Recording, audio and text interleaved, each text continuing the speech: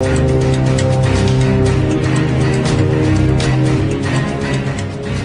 Freitas, an American scientist and founder of the nanomedicine theory, defines nanomedicine as a science as well as a technique that can be used to detect, treat and prevent various illnesses and traumas by application of molecular technical agents and instruments based on scientific knowledge of the human body's molecular structure.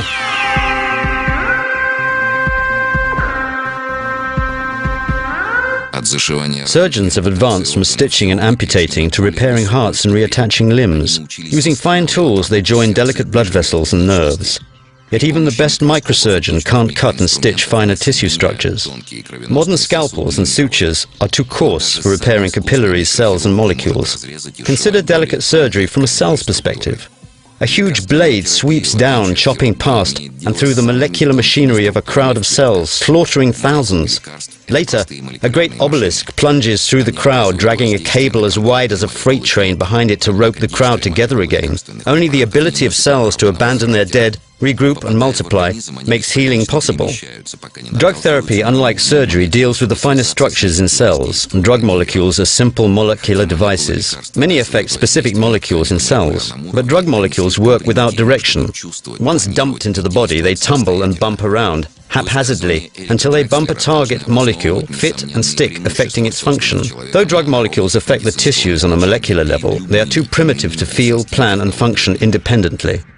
And so Eric Drexler arrives at the conclusion that nanosystems created by man for medical purposes must have an unsurpassable advantage over any other medical technology. However, his passion for this rationale makes his argument somewhat one-sided. Drexler's convinced that the drugs of the future should be able to feel, strategize and function as intelligent agents. His forecast is that such drugs and technologies will enter the market in about 30 to 40 years. Imagine his surprise when he finds out that such drugs have been around for quite a while.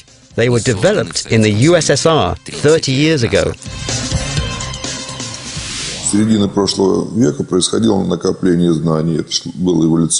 Since the mid-20th century, science has been developing knowledge in structural biology, biochemistry, electronics, and studies of structure and composition of materials.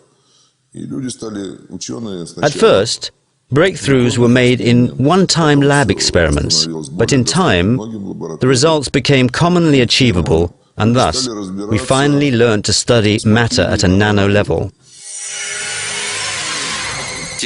Nano is derived from the Greek word nanos, meaning to dwarf, and denotes 1/billionth part of a whole. The term nanotechnology refers to technologies operating with objects the size of 1/billionth of a meter, the so-called nanometer, which approximately equals the measure across 6 carbon atoms. Similarly, terms nanomachine, nanorobot, and nanocomputer refer to complex technical objects produced as a result of operations with substances at the molecular level.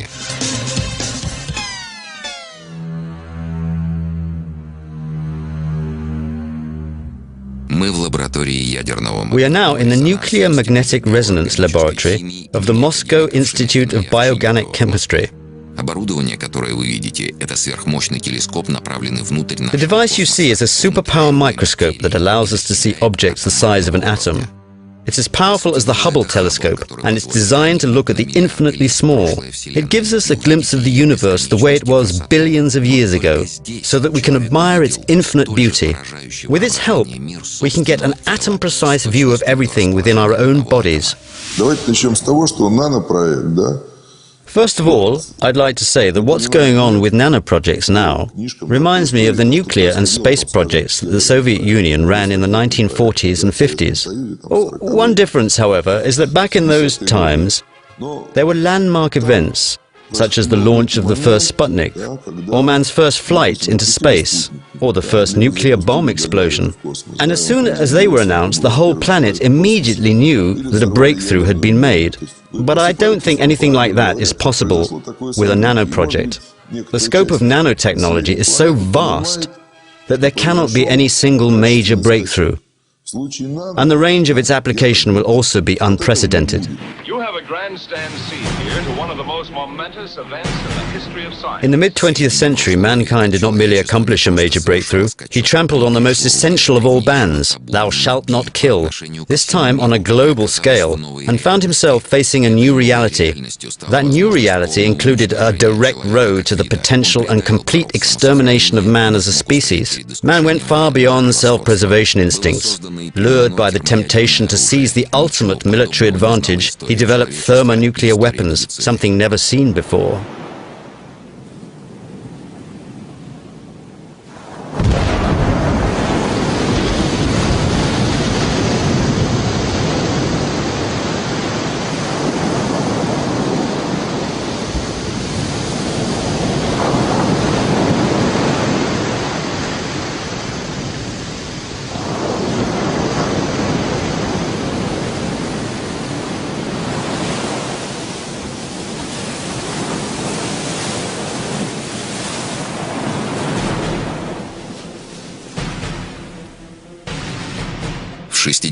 In the 1960s, the people of the USSR, the same people who defeated Hitler and saved the world from the Nazis at the cost of millions of its citizens' lives, faced again a stark choice: to be or not to be.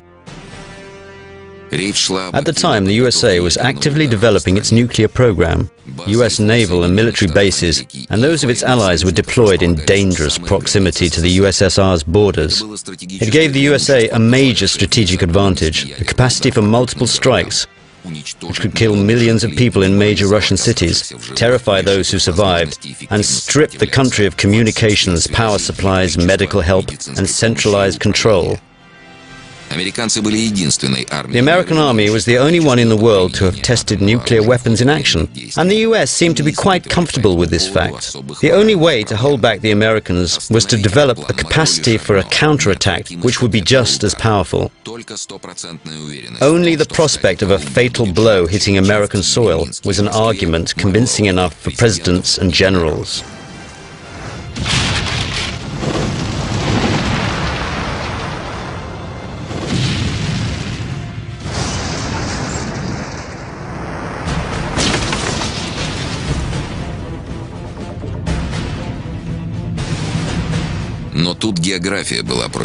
However, our country's geographical location wasn't helping this plan. US territory, including its strategic targets, was practically out of the Soviet Army's reach. That's why the USSR made it a top priority to develop a strategic nuclear submarine force, which was subsequently deployed in the vicinity of the US coastline. Successful underwater missile launch tests let the world know that there would be no easy military solution against the USSR. It would have been impossible to destroy all Soviet submarines, while a single counterattack from the depths of the ocean would have been enough to visit serious destruction on US soil, should it choose to launch the first strike. Ever since then, Russian nuclear submarines have been on permanent duty, protecting our country. These changes, however, brought about new challenges to the military medical service. The high level of responsibility combined with the unparalleled difficulty of military duty on nuclear submarines resulted in such serious impairment to submariners' health that it began to jeopardize the efficiency of the entire strategic shield of our country. Submarine crews had to stay on duty for many months. They had to deal with frequent malfunctions of the nuclear power units. These submarines were new and had not been fully tested at the time. All this was causing severe health problems with the submariners. The Russian Navy's medical service had to address a new condition which was termed premature aging effect. This effect had also been noted in other military branches, such as supersonic jet pilots in the Air Force or silo staff in the Missile Defense Force. All of these cases shared the same symptoms: severe impairment of the following systems, which are critical to life: immune system, endocrine system, nervous system, cardiovascular system, reproductive system, vision. The Army Command Headquarters ordered the medical force to find a solution that would lead to the complete recovery of the affected personnel. In other words, they had to find a way to reverse premature aging. Clinical studies revealed that the key to the whole process was a disturbance in metabolism. Cells of various tissues would lose their vitality. First they would become dormant, second they would stop reproducing, and then finally die. Метаболизм. Metabolism. Metabolism is a set of ongoing chemical reactions that happen in living organisms to maintain their life. Metabolism uses energy to construct components of cells such as proteins and nucleic acids. Metabolism is the fundamental mechanism sustaining vital functions in humans and all other living organisms. The organs in young men's bodies would grow old and weak, and the usual treatment approach, the prescribed resting, a special diet, and conventional therapies was not helping. It looked as if a malevolent sci-fi time machine clock was working inside the soldiers' bodies, killing off tissue cells at a much faster rate than usual. This discovery gave the researchers insight into the nature of the problem. The task was shared, but only the army medical staff were aware of the ultimate goal of the research. It was a highly classified project.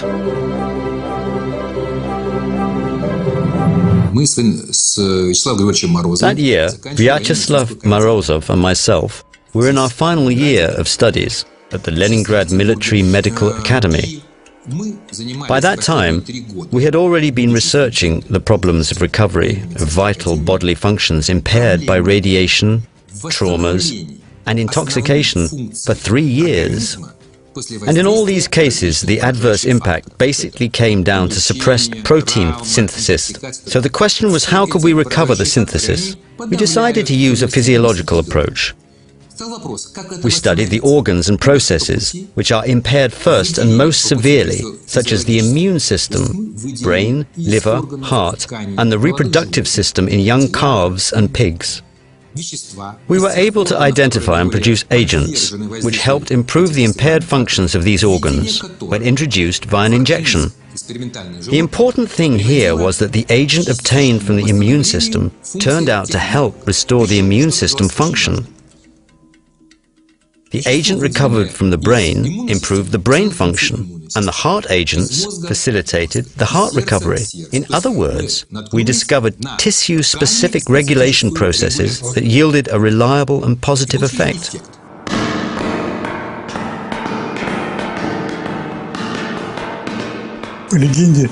Students talk about Morozov and Kavinson walking the corridors of the Oncology Institute, asking for someone who would be willing to research the pineal gland. I was an educated chap, and I knew that it was a very significant gland, and so I volunteered. The St. Petersburg Oncology Institute's research laboratory was the oldest experimental lab in the USSR. It was engaged in an anti-cancer research program. Here, in the Institute's animal test facility, we started researching tissues extracted from immune and endocrine systems glands. The thymus is a gland of the immune system. Just like bone marrow, it plays an essential role in the function of the immune system that protects the body on all levels. The thymus is located behind the breastbone. It is the first organ of the immune system that develops in a fetus.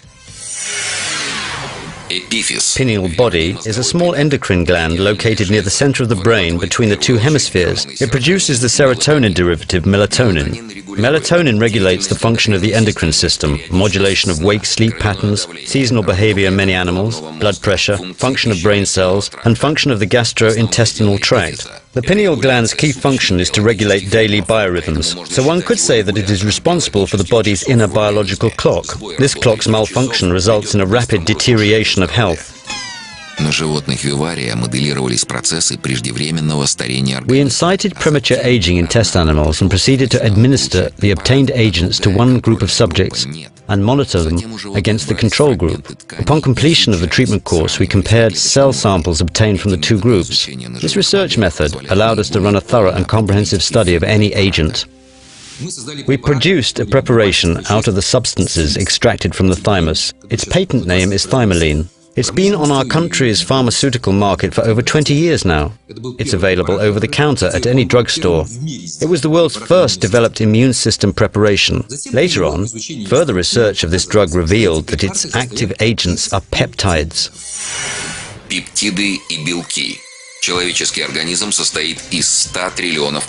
Peptides and proteins. A human body consists of 100 trillion cells, and each of these cells is comprised of hundreds of millions of protein molecules. Proteins can be said to be the construction material of our bodies. They also function as true nanomachines. Each of the hundreds of thousands of various proteins is distinguished by a unique structure, and every single protein has a specific task it performs within the body. We can distinguish between proteins of bones and muscular tissues and those of skin and our brains. Specific proteins called enzymes and hormones control functioning of all body systems. Large protein molecules consist of peptides. We made two principal discoveries. The first one was that peptides extracted from the pineal gland inhibit tumor development. We ran a comparison test against melatonin, which was known to be able to inhibit breast cancer development in mice by 54%. Our preparation, which we called epitelon, yielded a result of 80 to 90%. In addition, we ran another test on menopausal rats to see if the agent could recover their reproductive function. The results were shocking. The aging rats went back to a normal menstrual cycle, and when we put young male rats into their cage, they produced a healthy litter. This report was published by the Academy of Sciences, and we received an award in recognition of this discovery. Back then, these young researchers had no idea that the conclusions they arrived at would lay the groundwork for a whole new branch of scientific research.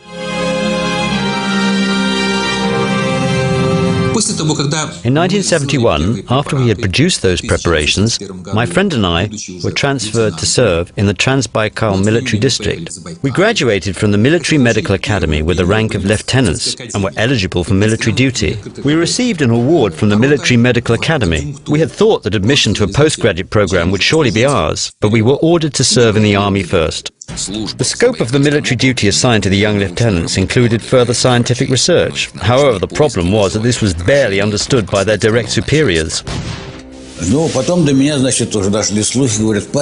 At some point, rumors reached my ears.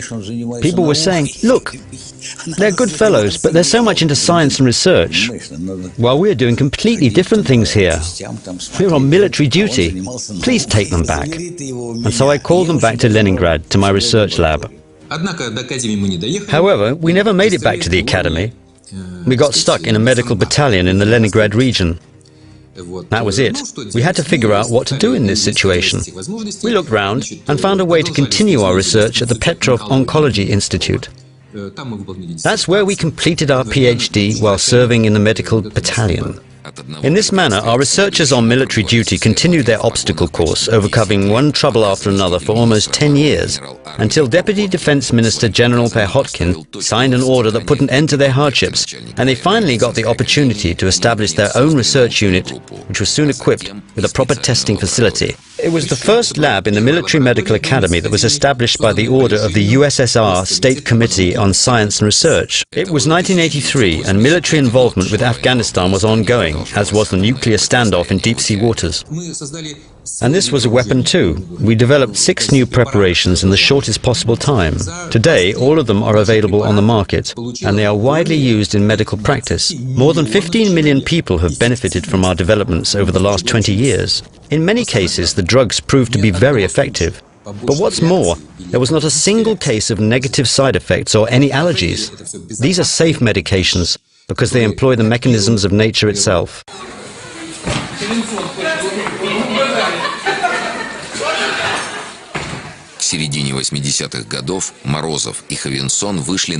By the mid-80s, Morozov and Kavinson had been able to learn more about the role peptides played in molecular synthesis.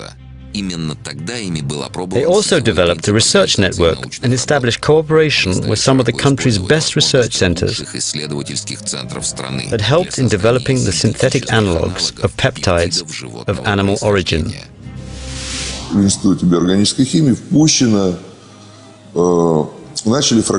We started breaking up this compound in our lab at the Bioorganic Chemistry Institute.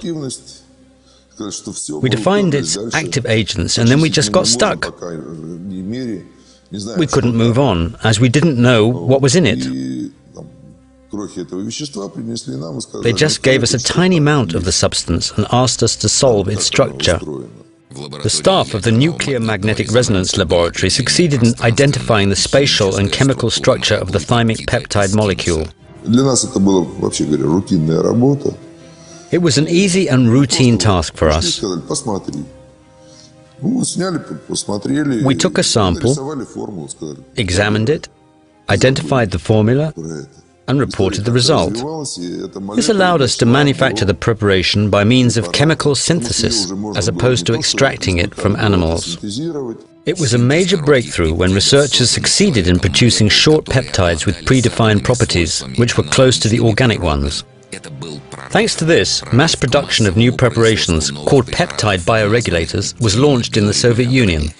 The laboratory was distinguished with government awards, the authors received further promotion and scientific degrees, as well as the green light for further research. All the developed preparations were protected with domestic and international patents.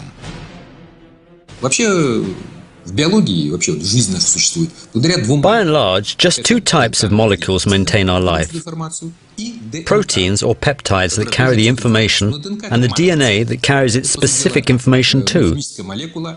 The DNA is, however, just a matrix. It is a molecule that by itself performs no function. Only when a relevant peptide connects with the corresponding segment of the DNA will it trigger off the synthesis of specific proteins. And that's the key to life. Basically, it comes down to the very question of how life came into being on our planet. And from what we saw, it was this way. In other words, we managed to replicate nature itself. In April 1986, nuclear disaster hit Chernobyl, Ukraine. 200,000 people were evacuated from the contaminated area. Over 600,000 people took part in the work to contain the contamination. Many of these people were exposed to high radiation levels. Both military and civil medical services were struggling to help the victims. Peptide preparations were administered in high doses and helped dramatically reduce the mortality rate. This actually got lower than the average mortality rate across the country at the time. The experts explain this by the fact that providing the best quality healthcare to those involved was the top priority at the time. It was much better and efficient medical care than the rest of the country was receiving on a routine basis. In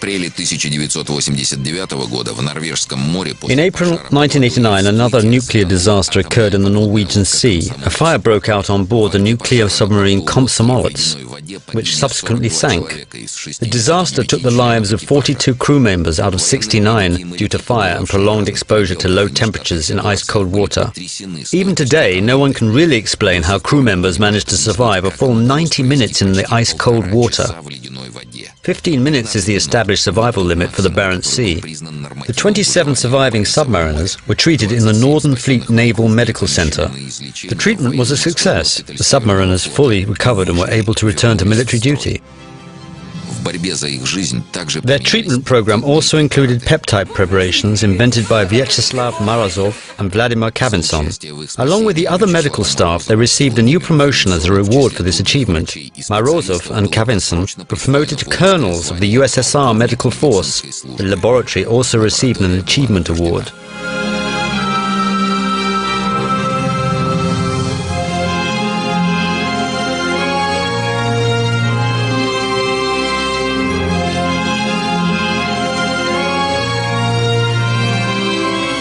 In 1991, the operation of the laboratory of peptide bioregulators was discontinued. The state lifted its protection from the laboratory's patents. The army contracts were discontinued. The employees lost their jobs. The researchers who achieved a major breakthrough found themselves in the streets. Military medicine began to break up. Vladimir Kavinson was under pressure. It was the end, basically. The lab was dismantled. They were left on their own to find an answer to the question, who would now be interested in their past achievements? The answer was given by life itself. In Russia, from 1992 to 2004, 11 million premature deaths in men and 4 million premature deaths in women were registered in the 15 to 69 age group. These were people who had failed to adjust to the shockingly new order of life they suddenly faced. The entire population was exposed to continuous high stress. People were scared for the lives of their loved ones. Premature aging sinking syndrome was no longer the curse of submarine crews. It now hit Russia's entire population. The new task that Vyacheslav Morozov and Vladimir Kavinson, no longer holders of military ranks, set for themselves was to find a way to extend the lifespan of people experiencing aging, whether premature or timely. By 1992, they had succeeded in establishing the Institute for Bioregulation and Gerontology in St. Petersburg and transferred all the copyright for over 100 of the discoveries to that institute. They managed to procure financial support to enable them to continue paying the patent fees. This is how all their know-how got to stay in Russia.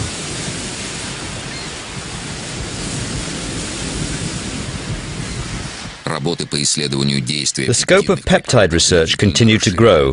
Morozov and Kavinson invited new researchers and contracted new facilities to work on their project, which benefited from fresh minds and state-of-the-art equipment.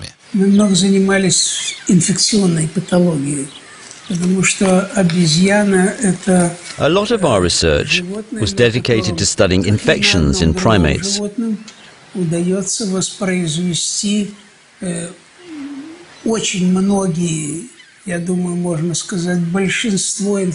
As monkeys are unique test subjects in that they can develop practically all the infectious conditions that occur in humans. In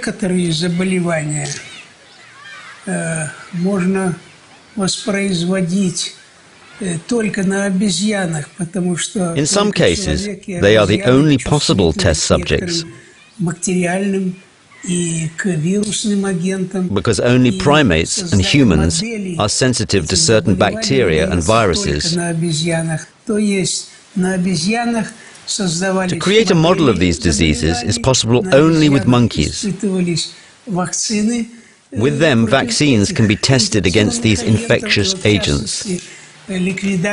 For example, the eradication of poliomyelitis, as an epidemic disease is largely thanks to the fact that monkeys were used in the experiments. Сразу же после 1997 года появилось большое количество работ в литературе, которые указывали на... After 1997, a lot of publications appeared expanding on the unique properties of peptides extracted from the pineal gland. Соединениями, которые могут практически восстанавливать функции всех. They claim that these peptides were capable of restoring the functions of every organ and endocrine gland, which would be a totally outstanding achievement. Thus, it made me on the one hand quite skeptical, but on the other, it tempted me to try and see for myself how these agents would work in primates, my research subjects. Rhesus monkeys, just like humans, have endogenous circadian rhythm cycles, and their pineal glands produce melatonin at night, just like that of humans. Нужно было проверить активность пениальных пептидов, таких как эпиталон, это синтетический. So we set a task for ourselves to check the efficiency of pineal peptides such as epitalon. Epitalon is a synthetic tetrapeptide that was obtained by the Institute of Bioregulation and Gerontology. It was reported to stimulate production of melatonin by the pineal gland in both young and old rats alike. But this didn't really make much sense to me because it seemed to be at odds with biological necessity. Why would both young and old test subjects develop similar levels of melatonin? We presume that the same test would have to yield different results in such highly organized animals as monkeys, who, unlike rats, have the same daily rhythm cycle as humans. In 2000, a 4-month test was run on 2 sets of animal groups, young and old. The dose of 10 micrograms of epitalon was administered daily to subjects in the treatment groups and a placebo to animals in the control groups. 10 микрограмм на животное – это очень низкая доза. 10 micrograms is a very small amount, which means it's highly tolerable.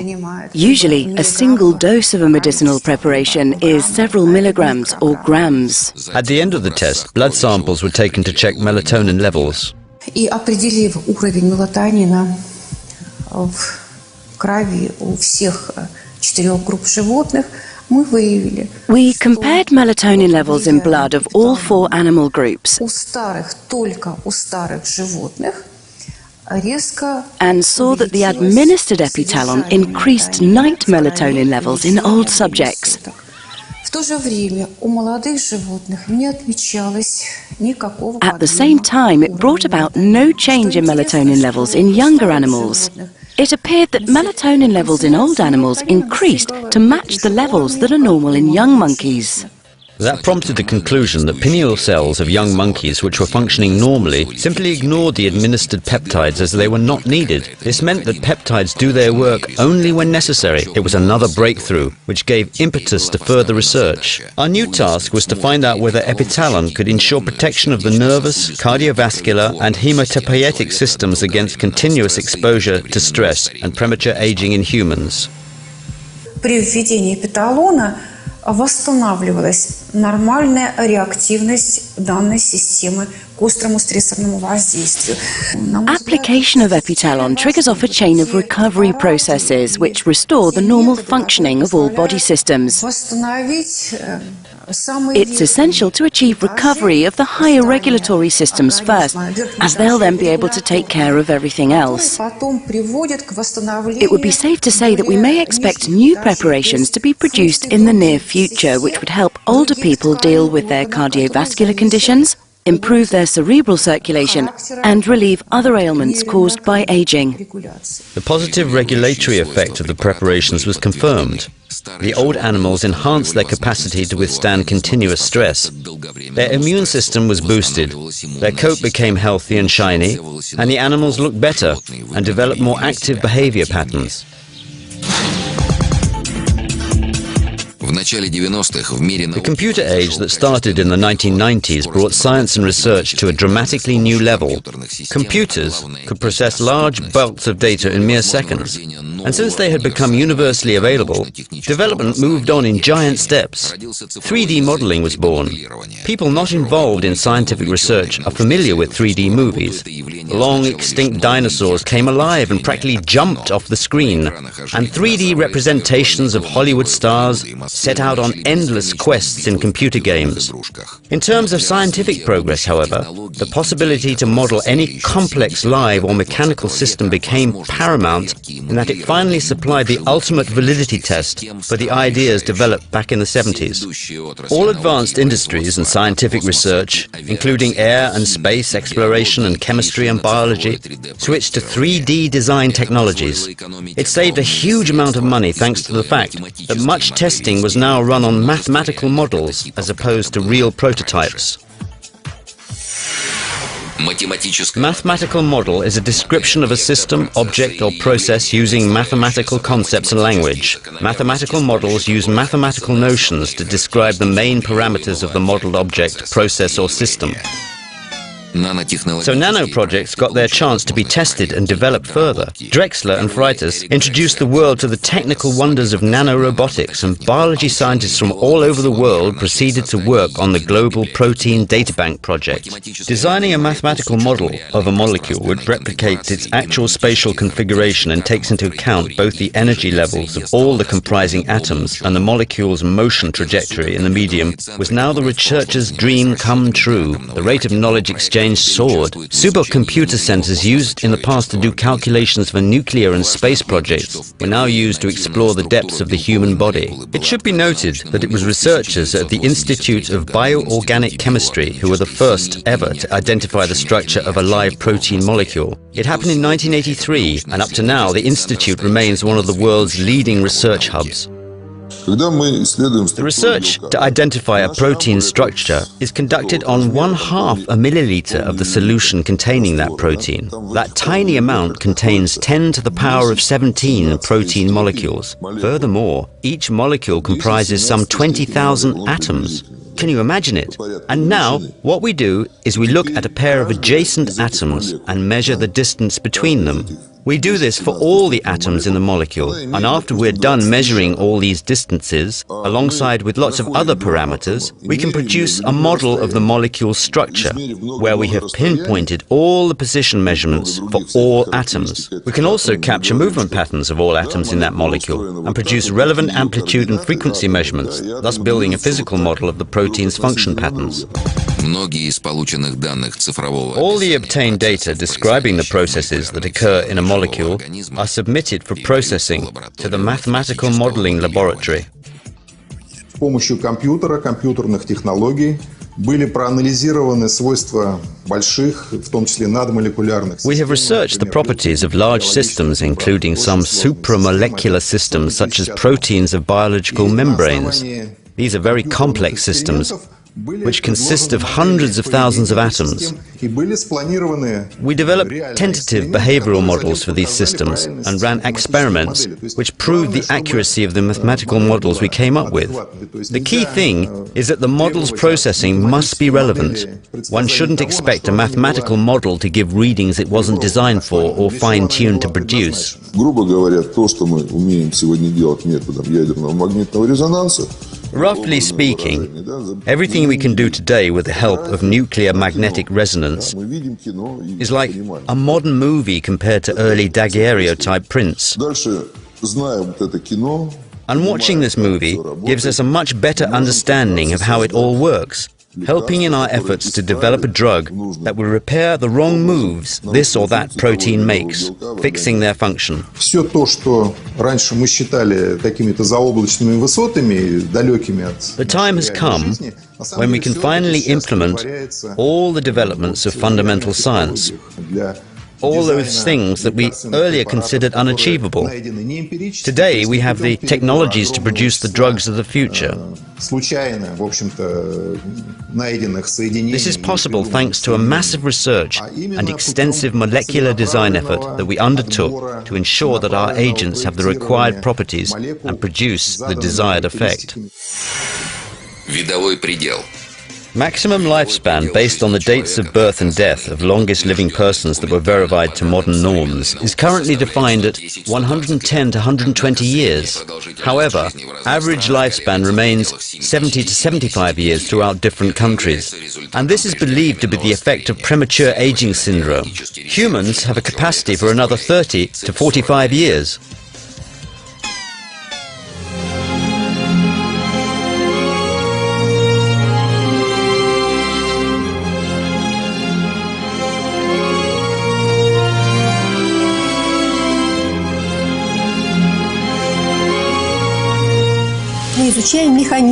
We do a lot of research in this area. We study how mechanisms of aging are developing and look for ways we can hold them back with the help of peptide bioregulators. Our experiments on test animals have shown that a peptide-enhanced diet administered to mature animals increased their actual lifespan by 30 to 38%.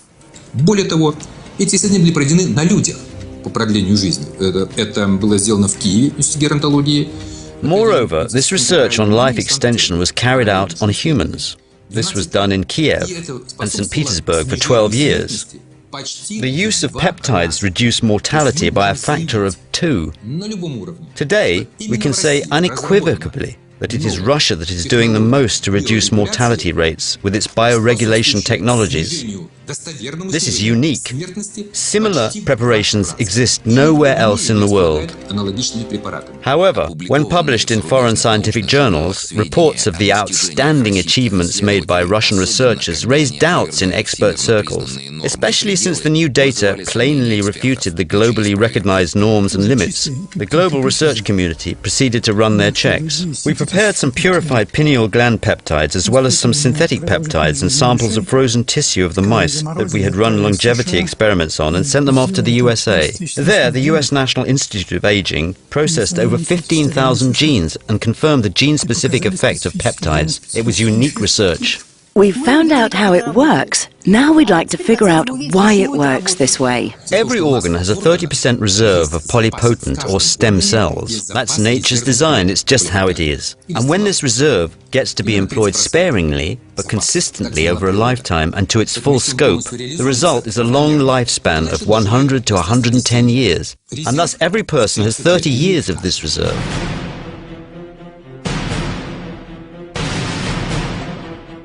And so it appears that what the pioneer of nanomedicine, Eric Drexler, called the preparation of the future has already been developed, tested and used in medical practice in Russia. Let's recall what Drexler says about today's conventional drugs. Вспомним его претензии к современным лекарственным средствам. Though drug molecules affect the tissues on a molecular level, all these drugs are too primitive to feel, plan and work independently. However, medical preparations of tissue-specific peptides affect directly targeted tissue cells. At the moment, over 25 tissue-specific preparations have been developed, and they work with atomic precision. Completely free of adverse effects, they enhance the genetic abilities of the patient's organism. Rather than just fill in for the functions of damaged tissues, they help the body activate its own reserves supplied by nature. And that's exactly what a smart drug should do, i.e. to feel and work. As for planning, I think we could safely leave it to people, doctors and patients. That's a big responsibility. And so I think it should be theirs. It's human health that is at stake after all.